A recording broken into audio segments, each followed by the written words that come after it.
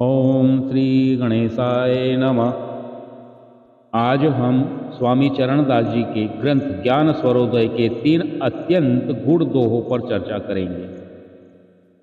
ये दोहे हमारे अंदर छिपे सूर्य और चंद्रमा का रहस्य खोलते हैं। चरणदास जी ने कहा था, शरीर ही ब्रह्मांड है और श्वास ही उसका चालक है। हम सब रोज सांस लेते हैं, लेकिन कितने लोग जानते हैं कि हमारी सांस ही हमारे जीवन की दिशा तय करती है। जब बाईं नासिका से श्वास चलता है तो ईड़ा सक्रिय होती है, जब दाईं नासिका से चलता है तो पिंगला सक्रिय होती है, और जब दोनों संतुलित हो जाए तो सुषुम्ना जागृत हो जाती है। आधुनिक विज्ञान भी आज मानता है कि बाईं नासिका का श्वास मस्तिष्क के दाहिने हिस्से को प्रभावित करता है, जो भावना और रचनात्मकता से जुड़ा है, और दाईं नासिका बाएं हिस्से को, जो तर्क और क्रिया से जुड़ा है। लेकिन संतों ने यह ज्ञान सैकड़ों वर्ष पहले दे दिया था। ईड़ा पिंगला सुषुम्ना नाड़ी 3 विचार, दाहिने बाएं स्वर चले लखे धारणा धार। अभी इस दोहे में उन्होंने क्या समझाया है? पहले इन 3 नाड़ियों को समझो, फिर श्वास को ध्यान से देखो। मान लीजिए आप सुबह उठे और देखा कि बाईं नासिका से श्वास चल रही है। उसका मतलब ईड़ा स्वर इस समय यदि आप ध्यान या जप करें तो मन जल्दी एकाग्र होगा। यदि उसी समय कोई विवाद या भागदौड़ वाला काम करेंगे तो थकान अधिक होगी। धारणाधार का अर्थ निरंतर जागरूक रहना। जैसे ड्राइवर गाड़ी चलाते समय सड़क पर ध्यान रखता है, वैसे ही साधक को अपनी श्वास पर ध्यान रखना चाहिए। पिंगला दाहिने अंग है, ईड़ा सो बाएं होए, सुषुम्ना इनके बीच है, जब स्वर चाले दोए।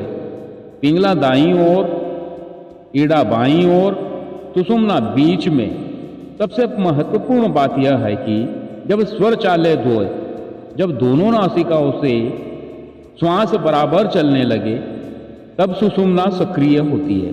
उदाहरण, जब आप गहरी साधना में बैठते हैं और अचानक दोनों नासिकाओं से श्वास समान महसूस होता है, मन बहुत शांत हो जाता है और अंदर से एक विशेष आनंद की लहर उठती है।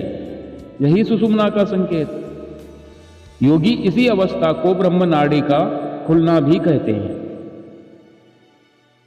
जब स्वर चाले पिंगला ते ही मधी सूरज वास, ईड़ा सो बाएं अंग चंद्र करत प्रकाश।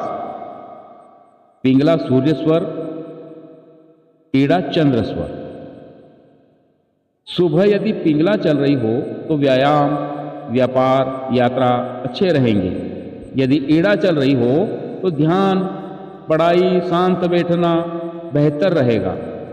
रात को यदि पिंगला चल रही हो तो नींद अच्छी नहीं आएगी। ऐसे में बाईं करवट लेकर सोने से ईड़ा सक्रिय हो सकती है।